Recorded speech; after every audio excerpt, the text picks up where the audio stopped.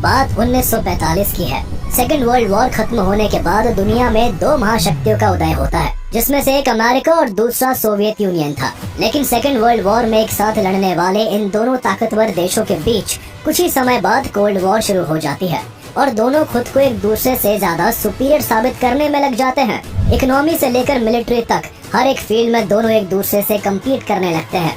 उनके शक्ति प्रदर्शन से स्पेस भी अछूता नहीं रह सका। दोनों देश बेहतर स्पेस टेक्नोलॉजी बनाने में जुट गए और उनके बीच एक स्पेस रेस शुरू हो गई। इस स्पेस रेस में 4 अक्टूबर 1957 को स्पुतनिक 1 नाम की सैटेलाइट को लॉन्च कर सोवियत बढ़त बना लेता है। ये पहला मैन मेड ऑब्जेक्ट था जिसे अर्थ की ऑर्बिट में प्लेस किया गया था। इसके जवाब में कुछ महीनों बाद 31 जनवरी 1958 को अमेरिका भी एक्सप्लोरर 1 सैटेलाइट को लॉन्च कर देता है। इसके बाद दोनों देश ह्यूमन को स्पेस में भेजने की होड़ में लग जाते हैं और 12 अप्रैल 1961 को यूरी गैगरिन को स्पेस में भेजकर सोवियत एक बार फिर बाजी मार लेता है। अमेरिका को ये कारनामा करने में कुछ हफ्तों की देरी हो जाती है और 5 मई 1961 को अमेरिका द्वारा एलन शेपर्ड को स्पेस में भेजा जाता है। इस तरह पहली सैटेलाइट लॉन्च के साथ साथ पहले अंतरिक्ष यात्री का खिताब भी सोवियत के नाम हो गया। अमेरिका को दोनों बार सोवियत से पीछे रहना और सेकंड आना बिल्कुल भी बर्दाश्त नहीं होता। इसलिए स्पेस रेस को जीतकर अमेरिका को नंबर 1 साबित करने के लिए American president John F Kennedy कुछ बड़ा करना चाहते थे। इतना बड़ा कि उस समय इस काम की कल्पना करना भी एक बड़ी बात थी। प्रेसिडेंट जॉन कैनेडी ने धरती से करीब 4 लाख किलोमीटर दूर चांद को अपना लक्ष्य बनाया। उन्होंने 25 मई 1961 को यूएस कांग्रेस को संबोधित करते हुए ये संकल्प लिया कि इस दशक के अंत तक अमेरिका इंसानों को न केवल चांद पर भेजेगा बल्कि उन्हें सुरक्षित धरती पर वापस भी लेकर आएगा। अमेरिकी राष्ट्रपति के इस संकल्प के बाद स्पेस प्रोजेक्ट्स का बजट कई गुना बढ़ा दिया गया और लाखों एक्सपर्ट्स मून लैंडिंग के मिशन में जुट गए। एक के बाद एक कई स्पेस टेस्ट और स्पेस प्रोग्राम्स हुए और जैसा कि अमेरिकी राष्ट्रपति कैनेडी का वादा था, एग्जैक्टली वही हुआ। 1960 का दशक खत्म होने से बस कुछ महीने पहले 20 जुलाई 1969 को इंसान ने चांद पर कदम रख दिया। ऐसा करने वाले पहले इंसान अमेरिकन एस्ट्रोनॉट नील आर्मस्ट्रांग थे, जिन्होंने चांद पर खड़े होकर धरती पर मौजूद करोड़ों लोगों को संबोधित करते हुए कहा,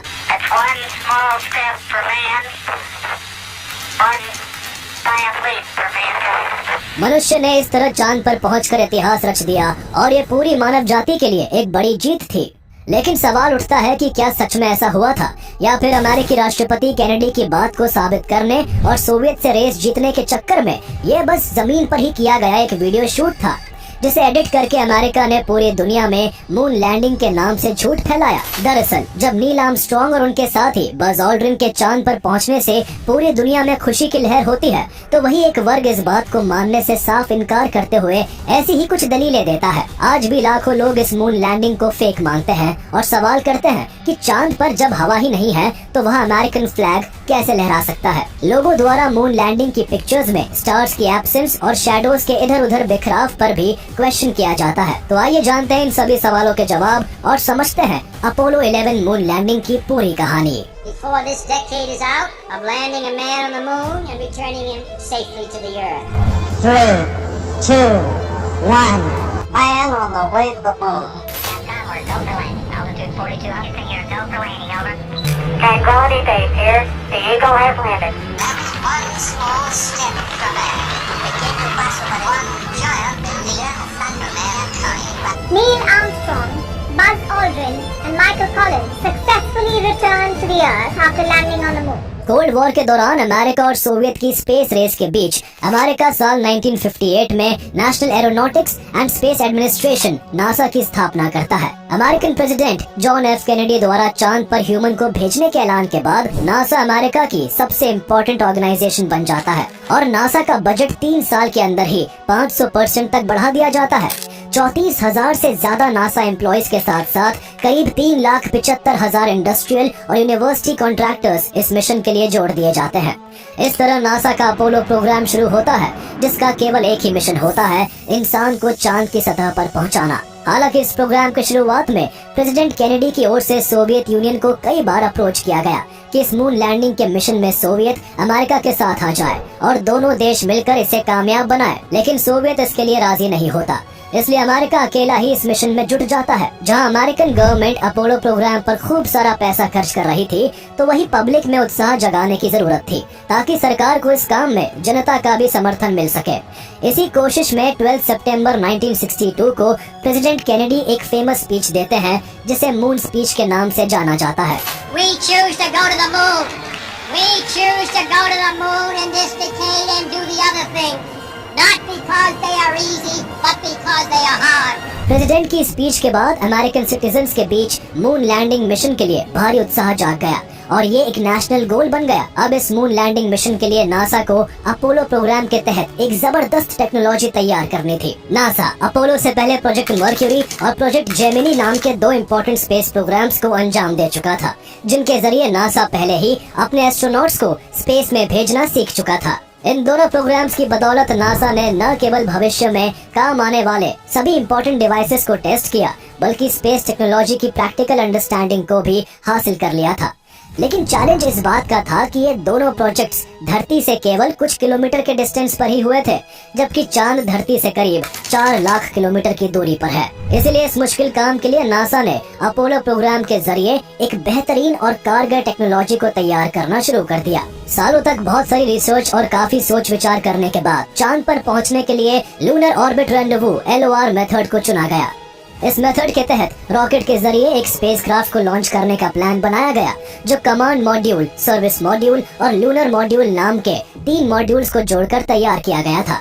स्पेसक्राफ्ट के पहले हिस्से कमांड मॉड्यूल में 3 एस्ट्रोनॉट्स के जिंदा रहने की सारी व्यवस्था की गई, जिसमें खाने और सोने से लेकर हर एक बेसिक नीड का अरेंजमेंट था।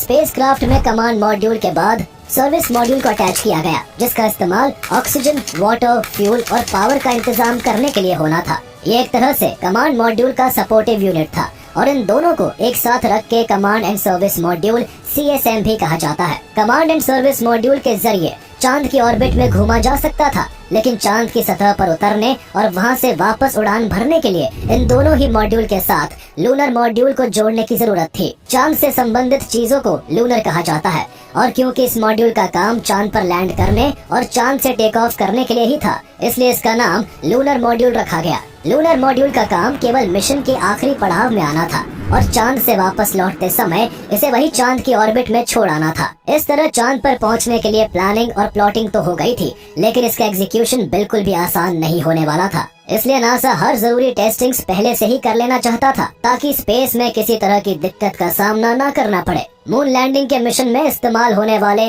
सभी रॉकेट्स और स्पेसक्राफ्ट्स की टेस्टिंग की जाने लगी, जिसमें सबसे पहले अनक्रूड मिशंस की टेस्टिंग्स हुई, जिनमें किसी भी इंसान को बिठाए बिना ही कई टेस्ट किए गए। इसके बाद नासा ने एस्ट्रोनॉट्स को बिठाकर स्पेसक्राफ्ट्स की टेस्टिंग का काम स्टार्ट कर दिया। लेकिन स्पेस में जाने से पहले ही अपोलो का स्पेसक्राफ्ट एक बड़े हादसे का शिकार हो जाता है। 27 जनवरी 1967 को अपोलो स्पेसक्राफ्ट की ग्राउंड टेस्टिंग के दौरान इसके कमांड मॉड्यूल में आग लग जाती है और उसके अंदर बैठे तीनों एस्ट्रोनॉट्स वर्जिल ग्रिसम, एडवर्ड व्हाइट और रॉजर चैफी अपनी जान गंवा देते हैं। हालांकि ये केवल एक ग्राउंड टेस्ट मिशन था, जिसका नाम पहले अपोलो सैटर्न 204 होता है, लेकिन तीनों मारे गए एस्ट्रोनॉट्स को ट्रिब्यूट देने के तौर पर इसका नाम अपोलो 1 रख दिया गया। इस तरह नासा को अपने फर्स्ट क्रूड मिशन के स्टार्ट करने से पहले ही एक बड़े सेटबैक का सामना करना पड़ता है। इस हादसे के बाद नासा ने सबक सीखते हुए सभी अपोलो स्पेसक्राफ्ट्स में कुछ जरूरी बदलाव किए, ताकि आगे ऐसी दुर्घटना से बचा जा सके। अपोलो 1 के बाद अपोलो 2 और अपोलो 3 भी केवल नॉर्मल ग्राउंड टेस्ट ही थे, जिन्होंने उड़ान नहीं भरी और न ही उनको ऑफिशियली कोई नाम दिया गया। अपोलो मिशन की स्पेस फ्लाइट अपोलो 4 से शुरू होती है, जो कि एक अनक्रूड मिशन था। अपोलो 4 की तरह अपोलो 5 और अपोलो 6 भी अनक्रूड मिशंस होते हैं, जिनमें स्पेसक्राफ्ट्स को बिना किसी एस्ट्रोनॉट के स्पेस में भेजा जाता है, ताकि नासा अपने एस्ट्रोनॉट्स की सेफ्टी को इंश्योर कर सके। इसके बाद नासा क्रूड स्पेस मिशन को शुरू करते हुए 11 अक्टूबर 1968 को अपोलो 7 लॉन्च करता है, जिसमें बैठकर 3 एस्ट्रोनॉट्स करीब 11 दिनों तक पृथ्वी के 163 चक्कर लगाते हैं। इसके अलावा इस दौरान एस्ट्रोनॉट्स द्वारा स्पेस में रहते हुए स्पेसक्राफ्ट से पहला लाइव टीवी प्रोग्राम कंडक्ट किया जाता है। कई असुविधाओं के बावजूद ये मिशन सक्सेसफुल रहता है, जिससे नासा में काम करने वाले हर इंसान का हौसला मजबूत होता है। नासा इस मिशन के बाद रुका नहीं और हर 2 से 3 महीनों के अंदर एक के बाद एक कई क्रूड स्पेस मिशंस को सक्सेसफुली लॉन्च करने लगा। अपोलो 7 के 2 महीने बाद 21 दिसंबर 1968 को अपोलो 8 में 3 एस्ट्रोनॉट्स को बिठाकर अर्थ की ऑर्बिट से बाहर चांद की तरफ भेजा जाता है। अपोलो 8 मून की ऑर्बिट में जाने वाला पहला स्पेसक्राफ्ट बना, जिसके जरिए पहली बार इंसान ने चांद को बहुत करीब से देखा। ये इतिहास में पहली बार था जब इंसान धरती से इतनी दूर आ पाया और धरती को इतनी दूर से एक छोटे से गोले के रूप में देखा। अपोलो 8 मिशन के साथ 1968 का साल भी बीत जाता है और अब 60 के दशक को खत्म होने में केवल 1 साल का समय बचा था। घोषणा के मुताबिक नासा को 1969 के खत्म होने से पहले इंसान को चांद पर भेजना था, जबकि अब तक लूनर मॉड्यूल की स्पेस टेस्टिंग तक नहीं हुई थी, जिसकी बदौलत चांद पर लैंड किया जाना था। वही अमेरिका को ऐसी भी खबरें मिल रही थी कि सोवियत मून लैंडिंग के मिशन में तेजी से लगा हुआ है और किसी भी वक्त चांद पर पहुंच सकता है। ऐसी सिचुएशन में अमेरिका के पास गंवाने के लिए बिल्कुल भी वक्त नहीं था, इसलिए देर न करते हुए 3 मार्च 1969 को अपोलो 9 को लॉन्च कर अर्थ की ऑर्बिट में लूनर मॉड्यूल की टेस्टिंग की जाती है। इस टेस्टिंग के दौरान लूनर मॉड्यूल को कमांड मॉड्यूल से अलग करके 6 घंटे तक इंडिपेंडेंटली फ्लाई किया गया और इसी समय एस्ट्रोनॉट्स ने लूनर मॉड्यूल से निकलकर स्पेस सूट्स का भी टेस्ट किया, जिसका इस्तेमाल चांद पर उतरने और वहां कुछ वक्त ठहरने के लिए किया जाना था। लूनर मॉड्यूल की अर्थ ऑर्बिट में सक्सेसफुल टेस्टिंग के बाद अब मून लैंडिंग मिशन में केवल एक कसर बाकी थी। अब लूनर मॉड्यूल को मून की ऑर्बिट में जाकर कुछ वक्त बिताना था ताकि फाइनल मिशन से पहले नासा इस इम्पोर्टेंट प्रोसीजर का भी टेस्ट कर सके। 18 मई 1969 को अपोलो 10 चांद के लिए रवाना होता है, जिसके commander Thomas Stafford, lunar module pilot Eugene Cernan और command module pilot John Young होते हैं। अपोलो 10 का ये मिशन लूनर मॉड्यूल की मून ऑर्बिट में टेस्टिंग के साथ साथ मून लैंडिंग की फुल ड्रेस रिहर्सल भी था, जिसमें केवल चांद पर लैंड करने को छोड़कर वो हर एक काम किया जाना था जो एक्चुअल मून लैंडिंग के मौके पर होने वाला था। अपोलो 10 मिशन के करीब 9 दिन के सफर में एस्ट्रोनॉट्स को हर एक एस्पेक्ट पर काम करना था। इसलिए जब अपोलो 10 चांद की ऑर्बिट में पहुंच गया तो प्लान के मुताबिक कमांडर थॉमस स्टैफर्ड और lunar module pilot Eugene Cernan command module से निकलकर लूनर मॉड्यूल में शिफ्ट हो गए और चांद की ऑर्बिट में टेस्ट करने के लिए उन्होंने उसे बाकी के स्पेसक्राफ्ट से अलग कर दिया। इस लूनर मॉड्यूल को स्नूपी का नाम दिया गया था, जिसने करीब 8 घंटे तक चांद की ऑर्बिट में चक्कर लगाए। इस दौरान लूनर मॉड्यूल जब फार साइड ऑफ मून की तरफ से ट्रैवल कर रहा था तो एक अजीब वाक्य होता है। दरअसल इस दौरान लूनर मॉड्यूल में बैठे एस्ट्रोनॉट्स का अर्थ पर मौजूद नासा के मिशन कंट्रोल से कांटेक्ट टूट जाता है और इसी वक्त उन्हें एक बहुत ही मिस्टीरियस साउंड सुनाई देता है। हालांकि बाद में जब इस साउंड की रिकॉर्डिंग को पब्लिक किया जाता है तो कुछ लोग इसे वहां मौजूद लूनर मॉड्यूल और कमांड मॉड्यूल के रेडियोस के बीच का महज इंटरफेरेंस बताते हैं, जिससे ये साउंड क्रिएट हो रहा था।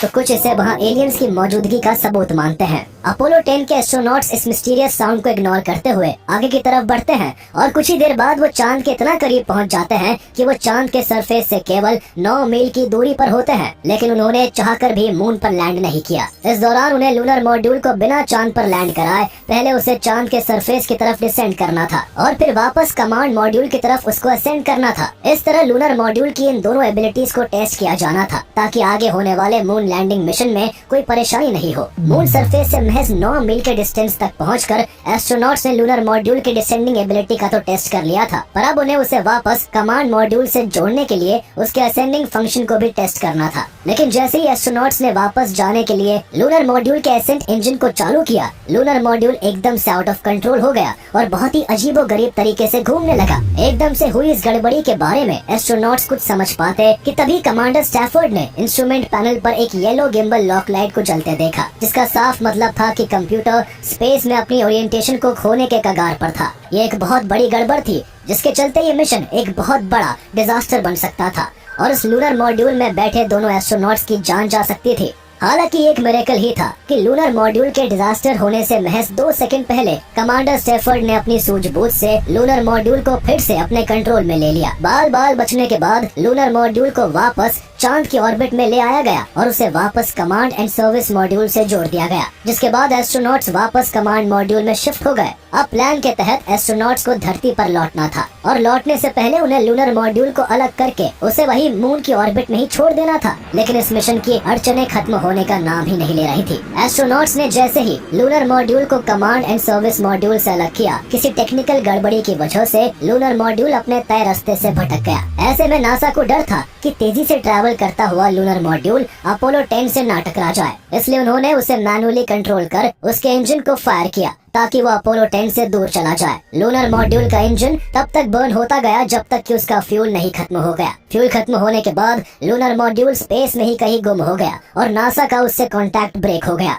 दशकों तक अपोलो 10 के लूनर मॉड्यूल का कोई अता पता नहीं चल सका, लेकिन अपोलो 10 मिशन के करीब 50 साल बाद 2018 में साइंटिस्ट को स्पेस में अर्थ के करीब से गुजरता हुआ एक ऑब्जेक्ट दिखा, जिसको शुरू में कोई एस्टेरॉइड समझा जा रहा था, लेकिन थोड़ी तहकीकात करने पर पता चला कि ये वही अपोलो 10 का लूनर मॉड्यूल है जो 1969 से ही स्पेस में ट्रैवल कर रहा है। अपोलो 10 बहुत सारी मुश्किलों को पार कर एक सफल मिशन साबित होता है। इस मिशन के सभी एस्ट्रोनॉट्स बिना चांद पर लैंड किए सभी जरूरी काम को निपटाकर सुरक्षित धरती पर आ जाते हैं। इंसान अब चांद पर पहुंचने से केवल एक कदम दूर था और इस कदम का नाम था अपोलो 11, जिसके बाद मानव जाति के इतिहास में एक नया अध्याय शुरू होने वाला था। अपोलो 10 के पूरा होने के केवल 50 दिन बाद अपोलो 11 को लॉन्च करने की तारीख रखी जाती है। 16 जुलाई 1969 की सुबह दुनिया भर के लोग टीवी पर नजरें गड़ाए बैठे होते हैं।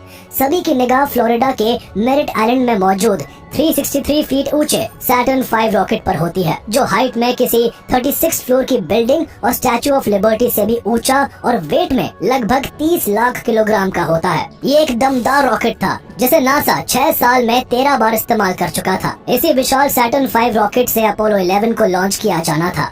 सैटर्न 5 के ऊपर अपोलो 11 का स्पेसक्राफ्ट तैनात था, जो प्लान के मुताबिक कमांड एंड सर्विस मॉड्यूल के साथ साथ लूनर मॉड्यूल से जोड़कर बना था। 16 जुलाई 1969 की सुबह 9:32 पर अपोलो 11 को साथ लिए सैटर्न 5 रॉकेट लॉन्च होता है, जिसे करोड़ों लोग बड़े आकर्षण के साथ धरती से उड़ान भरते हुए देखते हैं। कुछ ही देर में रॉकेट धरती की ऑर्बिट में पहुंच जाता है।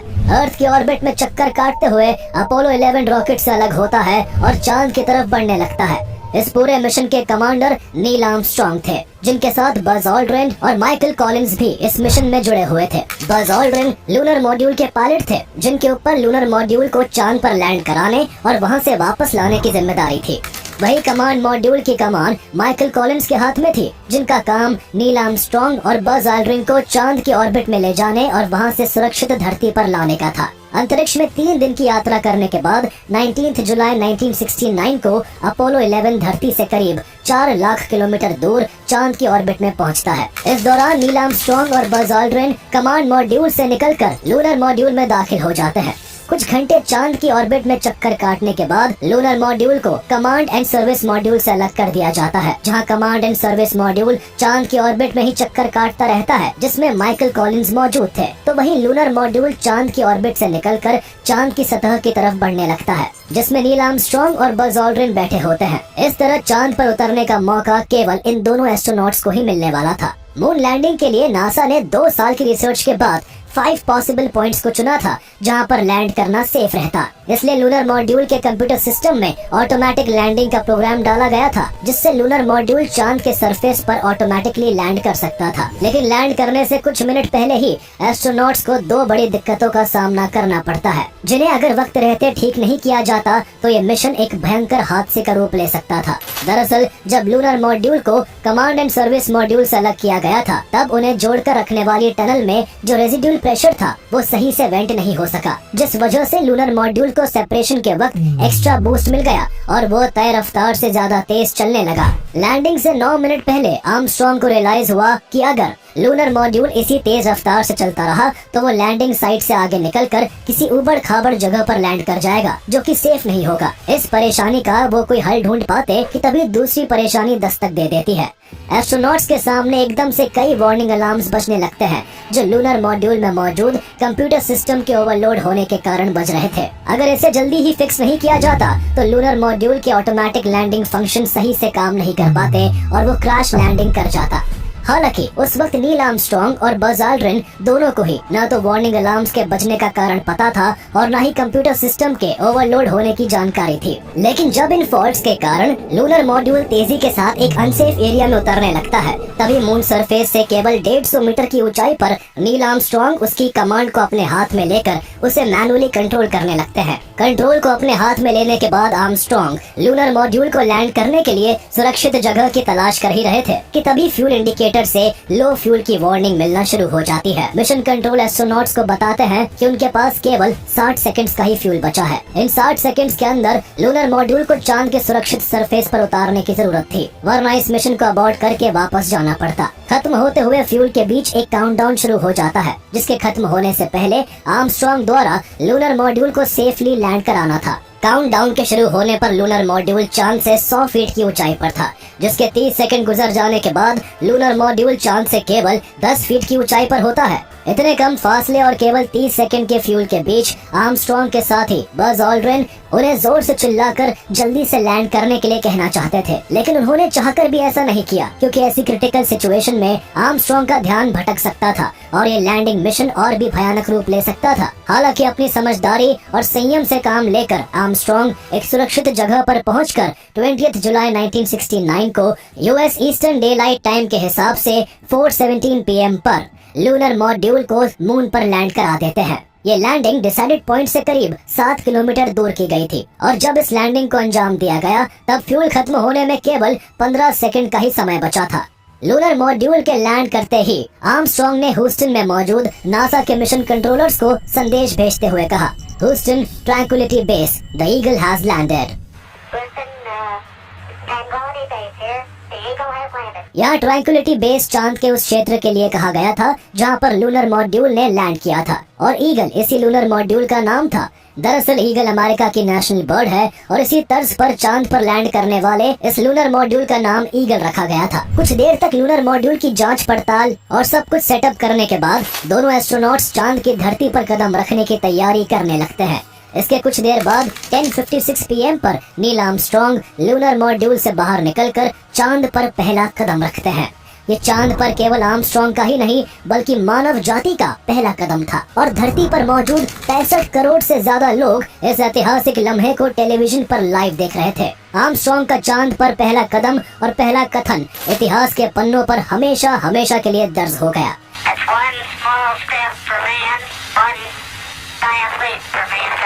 चांद पर आर्मस्ट्रॉन्ग के उतरने के करीब 20 मिनट बाद उनके साथी बज ऑल्ड्रिन भी लूनर मॉड्यूल से बाहर निकलते हैं और चांद पर कदम रखने वाले मानव इतिहास के दूसरे इंसान बन जाते हैं। दोनों एस्ट्रोनॉट्स लूनर मॉड्यूल से 60 मीटर के दायरे में रहते हुए 2 घंटे से ज्यादा वक्त तक चांद पर पैदल घूमते हैं। इस दौरान उन्होंने कुछ जरूरी मेजरमेंट्स के लिए वहाँ कई डिवाइसेस को भी सेटअप किया। इनमें से एक डिवाइस को चांद पर आने वाली सोलर विंड की कॉम्पोजिशन को मेजर करने के लिए लगाया गया, तो वही एक डिवाइस ऐसा था जिससे लेजर बीम्स धरती पर भेजी जा सके और उनके जरिए अर्थ और मून के बीच का एग्जैक्ट डिस्टेंस पता किया जा सके। वो वहाँ पैसिव साइस्मोमीटर भी लगाते हैं जिससे चांद पर हो रहे मून क्वेक्स को मेजर किया जा सके। ये स्पेस रेस बेशक सोवियत से जीतने के लिए शुरू हुई थी, लेकिन अमेरिका इस मून लैंडिंग के जरिए मानव विकास के लिए हर जरूरी काम कर रहा था। दोनों एस्ट्रोनॉट्स ये सब जरूरी काम करने के बाद चांद से करीब 23 किलो मिट्टी और पत्थर के सैंपल्स को इकट्ठा करते हैं। इसके अलावा वो वहाँ अमेरिकी झंडे को भी लगाते हैं और बहुत सारी फोटोज और वीडियोस कैप्चर करते हैं। दोनों एस्ट्रोनॉट्स चांद पर 21 घंटे 38 मिनट तक रहने के बाद लूनर मॉड्यूल में सवार होकर वापस चांद की ऑर्बिट में चले जाते हैं, जहाँ कमांड एंड सर्विस मॉड्यूल पहले से ही उनका इंतजार कर रहा था। आर्मस्ट्रॉन्ग और ऑल्ड्रिन लूनर मॉड्यूल से निकलकर कमांड मॉड्यूल में शिफ्ट हो जाते हैं और कुछ देर तक चांद की ऑर्बिट में घूमने के बाद लूनर मॉड्यूल को अलग करके वही छोड़ दिया जाता है और कमांड मॉड्यूल में बैठे तीनों एस्ट्रोनॉट्स वापस धरती की तरफ निकल पड़ते हैं। प्लान के मुताबिक अर्थ के एटमॉस्फेयर में एंटर करने से पहले सर्विस मॉड्यूल को भी कमांड मॉड्यूल से अलग किया जाना था, क्योंकि केवल कमांड मॉड्यूल को ही इस तरह से तैयार किया गया था कि री एंट्री के समय वही वापस से अर्थ के एटमॉस्फेयर में सुरक्षित दाखिल कर सकता था, जिसके बाद कमांड मॉड्यूल एस्ट्रोनॉट्स को सेफली धरती पर ले आता और सर्विस मॉड्यूल धरती के वायुमंडल में ही नष्ट हो जाता। लेकिन इस केस में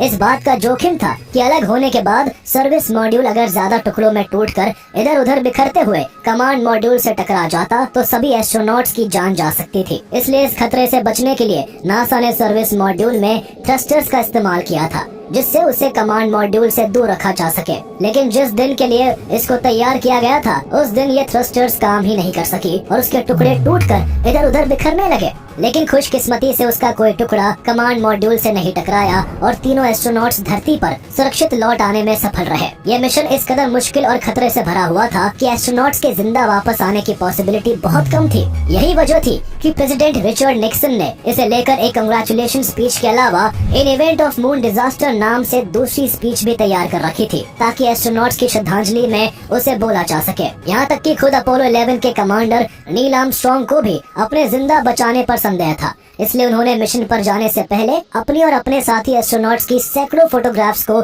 साइन किया था ताकि वो अगर वापस लौट कर नहीं आ सके तो उनकी फैमिली उन फोटोग्राफ्स को बेचकर अपना गुजारा कर सके। लेकिन सौभाग्य से सब कुछ सही हुआ था और तीनों एस्ट्रोनॉट्स एक लगभग नामुमकिन मिशन को कामयाब बनाकर सही सलामत धरती पर वापस लौट आए थे। उनके वापस लौटने पर उन्हें 21 दिनों तक क्वारंटीन करके सभी से अलग रखा गया और उनका कई बार चेकअप किया गया। नासा ये कंफर्म करना चाहता था कि चांद की सतह से मिट्टी और पत्थर के सैंपल्स इकट्ठा करते वक्त वो कहीं वहाँ के जर्म्स और बैक्टीरिया के कांटेक्ट में आने से बीमार तो नहीं पड़ गए हैं। ऐसे केस में कोई अननोन डिजीज दुनिया में नहीं फैल जाए, इसलिए ऐसा किया गया था। हालांकि ऐसी कोई भी बीमारी उन्हें नहीं हुई थी और तीनों एकदम सुरक्षित थे।